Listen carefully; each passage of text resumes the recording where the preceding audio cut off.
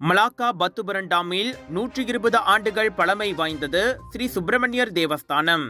பத்துபரண்டாம் நதிக்கரை ஓரத்தில் அழகுற அமைந்துள்ள இந்த முருகன் திருத்தலம் மலாக்கா தம்பின் ரயில் பாதையை அடுத்துள்ள அரசாங்க தரிசு நிலத்தில் 100 ஆண்டுகளுக்கு முன் அமைக்கப்பட்டதாகும்.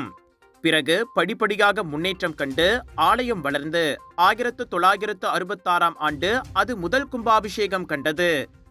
இந்நிலையில் மனோகரன் தலைமையிலான தேவஸ்தானத்தின் முயற்சியில் ஆலயம் மறுசீரமைக்கப்பட்டு திருப்பணிகள் முடிந்து இன்று அக்கோயில் தனது 5வது மகா கும்பாபிஷேகத்தை விமரிசையாக நடத்தியுள்ளது. சுயப்பிரகாச சிவாகம ஞானபானு சிவஸ்ரீ பி.டி. சண்முகம் குருக்கள் தலைமையில் நடைபெற்ற கும்பாபிஷேகத்தில் சுற்றுவட்டார மக்கள் திரளாக பங்கேற்று திருமுருக பெருமானின் அருளை பெற்றனர்.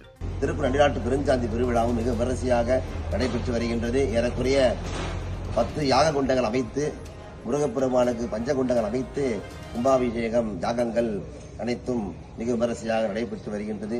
பக்தர்கள் அனைவரும் இன்புற்று வாழ எல்லாம் வல்ல முருகப்பெருமான் நமக்கு திருவருள் பூட்டுவார் என்று வேண்டிக் கொண்டு இந்த கும்பாபிஷேகத்தை நாம் அனைவரும் சேர்ந்து வழிபாடு செய்வோம். ஒரு சிறிய ஆலயமாக தோன்றி இன்று பெரிய தேவஸ்தானமாக வளர்ந்து நிற்கும் இந்த ஸ்ரீ சுப்பிரமணியர் ஆலயம் மலாக்காவில் தைப்பூசத்திற்கு பெயர் பெற்றதாகும். ஆண்டுதோறும் 5000 முருக பக்தர்கள் ஒன்று கூடி இங்கு தைப்பூச திருவிழாவை சிறப்பிப்பர். இது தவிர்த்து இந்து சமய சொற்பொழிவுகள், பஜனை கூட்டங்கள் போன்ற நடவடிக்கைகளும் இங்கு தொடர்ந்து நடைபெற்று வருகின்றன.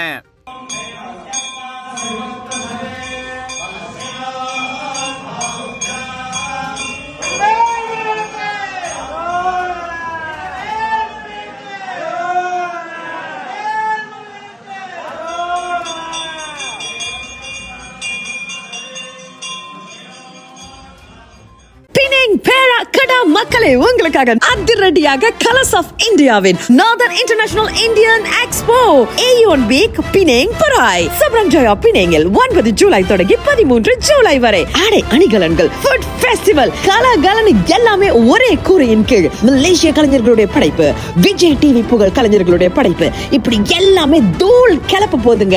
80% கழிவும் காத்துக்கிட்டு இருக்கு. Big sale, big discount. A1 week Penang பராய்.